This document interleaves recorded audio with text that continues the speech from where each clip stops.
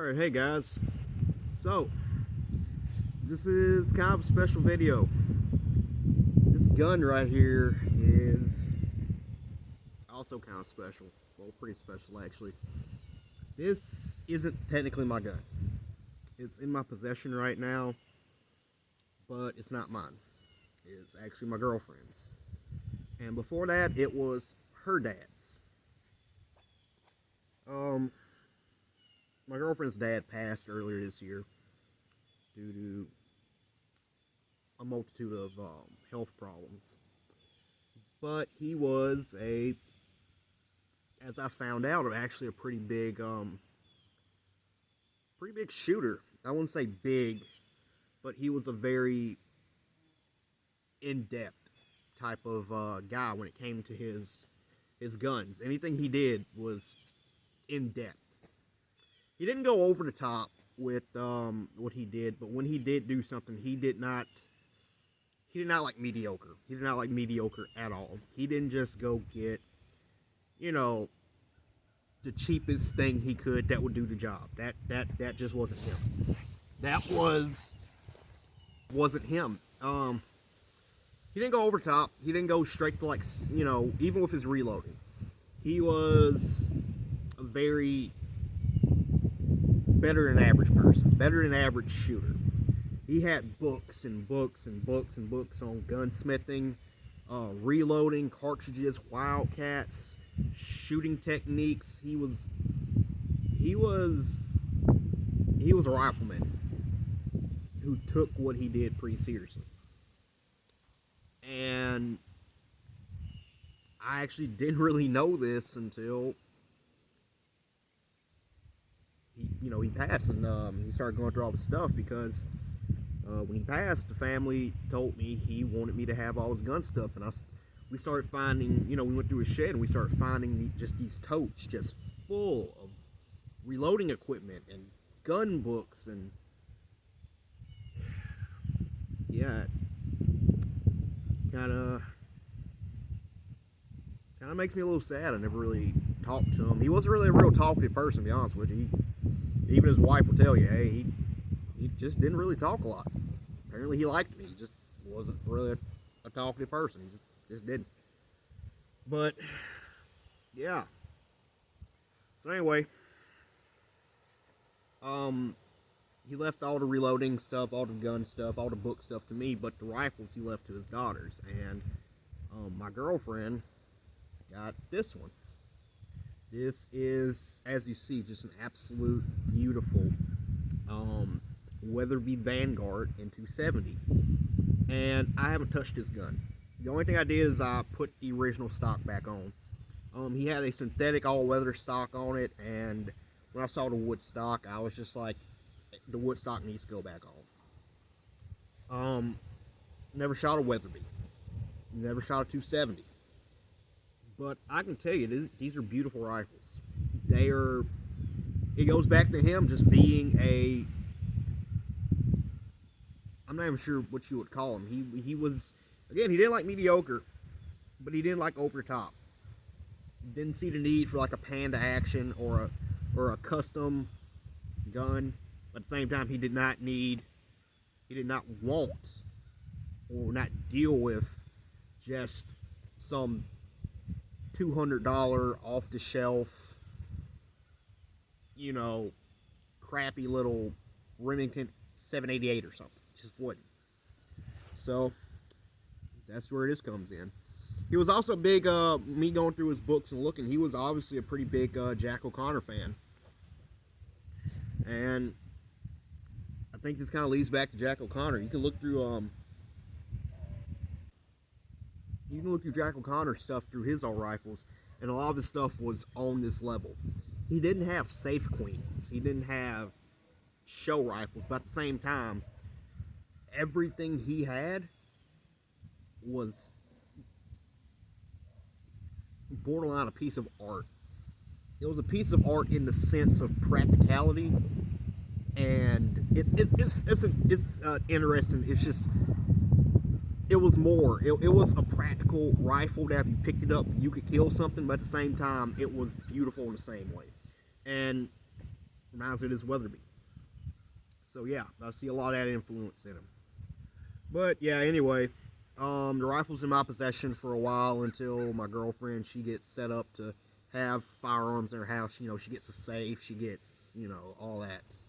And also, I'm going to be working up loads for it, trying to make something a little softer shooting for her, and kind of just in general set the gun up for her so she can, you know, she can keep doing what her dad did. Might even get her into reloading, who knows. But yeah, so anyway, figured I'll do a video because I've never shot a 270 before. I've never shot a Weatherby anything before, and I kind of want to see what all the fuss is about. So, and people seem to enjoy these videos. So, yeah. So, I actually have some of his hand loads. These are some of his very last hand loads. These are 140 grain Nosler boat tails, over 60 grains of H4831 powder, Remington 2R primers, Remington cases. These are, even though they look like they've been fired, according to the box, these are new pieces. And these were loaded apparently in November 21st, 1991. And it's just kind of when he stopped shooting. So, rifle's been kept beautifully. It's clean. He was very serious when it came to his equipment. So, I want to shoot some, and hopefully I can do Mr. Mike proud. So, let me make sure everything is set up. The target camera, disc camera, and I'm going to put some rounds down range and see what we can do. Okay, so we're at 100 yards. I want to single load these. Check that out.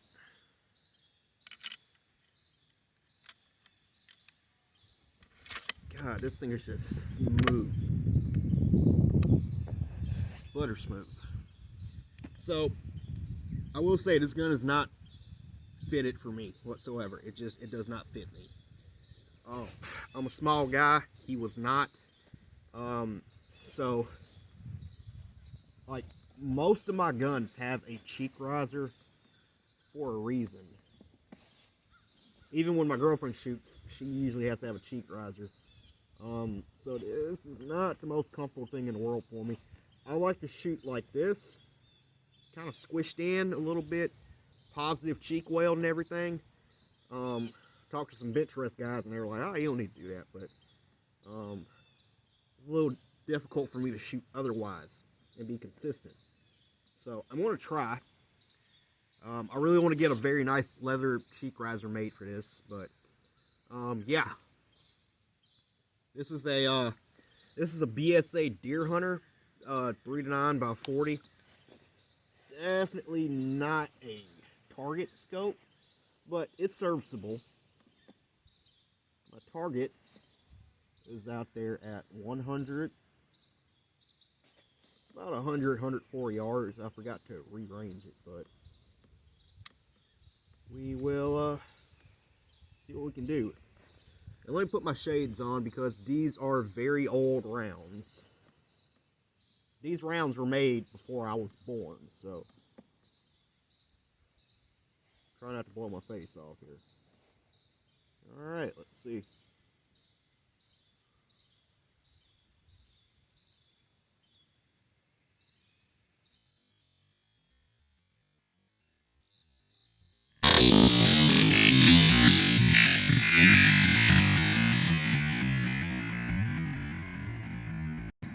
Okay. Ouch. Not the worst recoiling thing ever. I don't think my girlfriend's going to like it very much. It is a little stout. Definitely lighter than my 30-06. I definitely need to get a better hold on it, that's for sure. And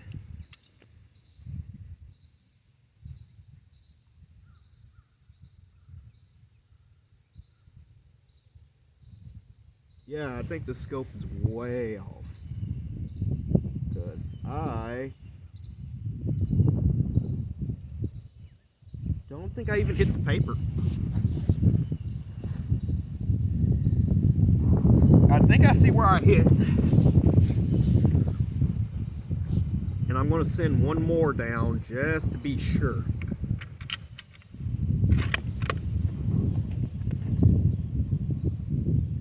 So, going to give her a little.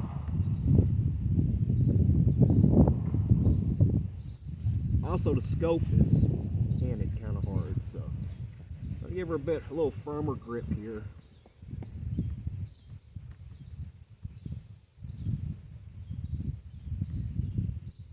Let's try.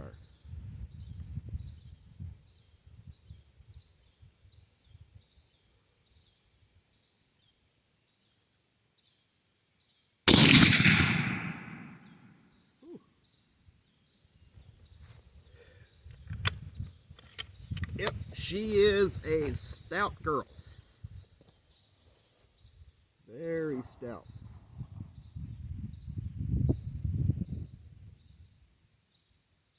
Okay, so I do have an impact. We are high. We're about a foot high.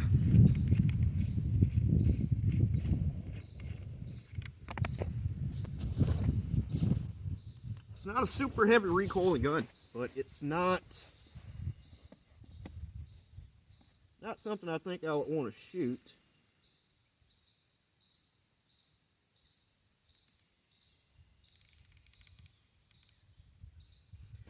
Just all day. So,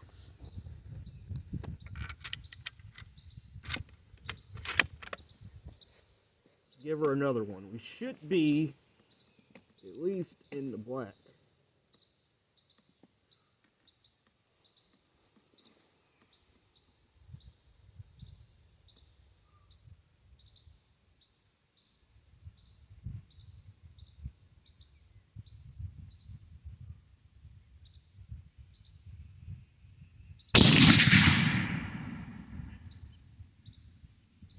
All right, we're in the black.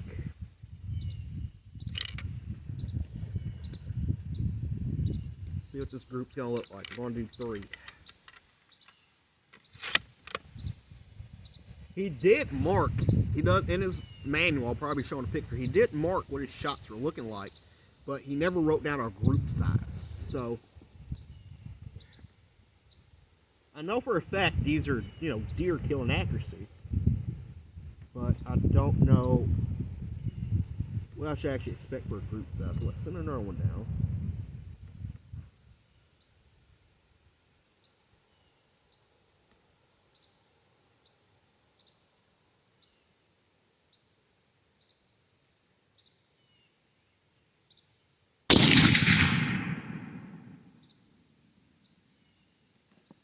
Okay, that one looks like it went right to the bullseye.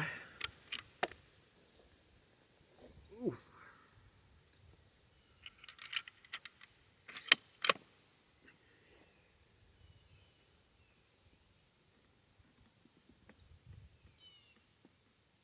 It might just be me because I don't know how to drive a rifle, but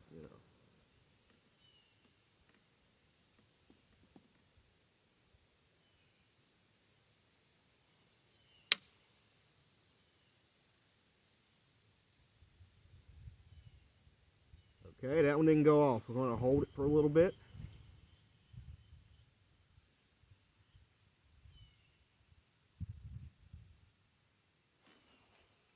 Okay.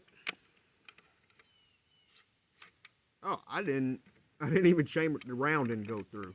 The round didn't push through. Okay, that's my fault. Let me actually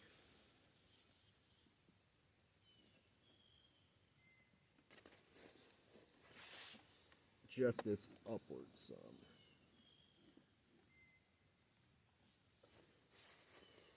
Okay, that's better. I'm not scrunching my neck as much. Okay.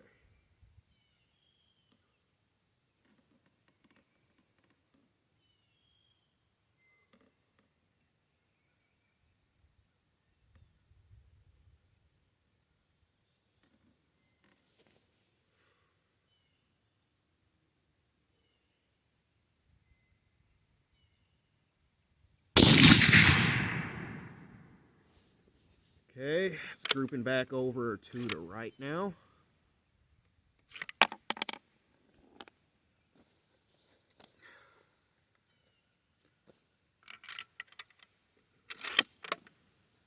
It's definitely accurate enough for the deer wood, so I'll tell you that much.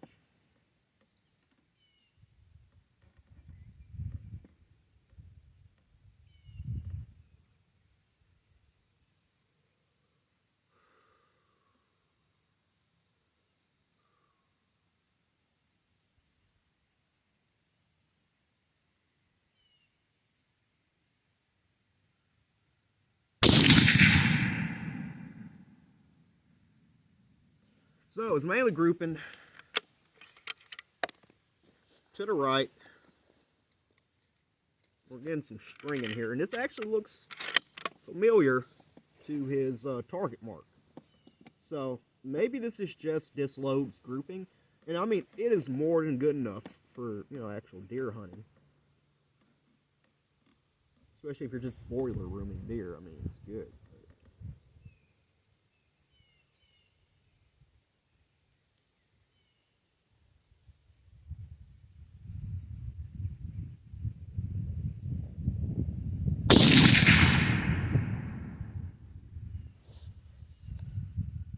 Alright, barrel's getting kind of hot. We'll put one more down just to see. And maybe it's because I'm a horrible shot. Okay.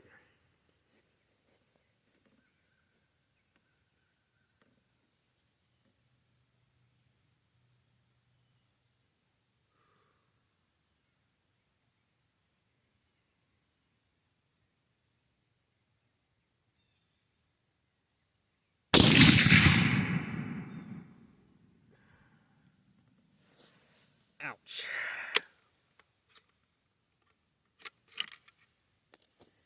Yeah, so that is she's stout. She is very, very stout. Definitely not 30-06 level. It's sharper than a 30-06.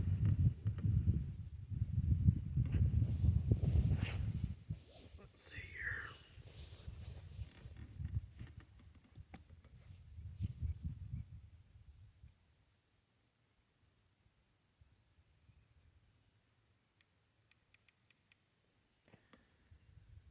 Oof. Let's go get that target.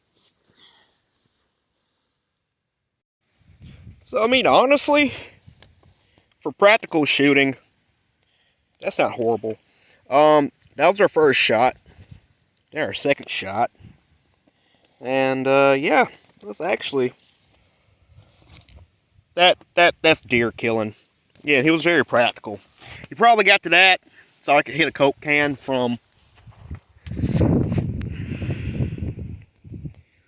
that's our shooting set right there. Yeah, probably saw he could do that, hit a Coke can out here, and he was like, okay, that's good enough for deer. So, yeah. So, yeah, guys. This is what we got. I went inside and measured it. And if I add this one, it's 2.5 inches. If I take that one out, it's 1.5 inches. Honestly, I think that's just because I don't know how to drive this rifle to save my life. I got a little better with it. As you see, it started to tighten up after the first shot, but yeah. Honestly, I don't really know what to say. I don't really have words right now. Just, yeah. That was my first shots with this 270, and oh, I got a feeling Mr. Michael's up there looking at me laughing pretty hard at me right now, especially after that first shot. So, yeah, hopefully we can get some loads worked up for it, get her shooting a little better, maybe put a new scope on it, and yeah, hope you guys enjoyed. Y'all take it easy. I'm gonna go put this girl up, bring one of my other guns out, shoot that a little bit. So until then, Y'all take it easy, man. Have a good one.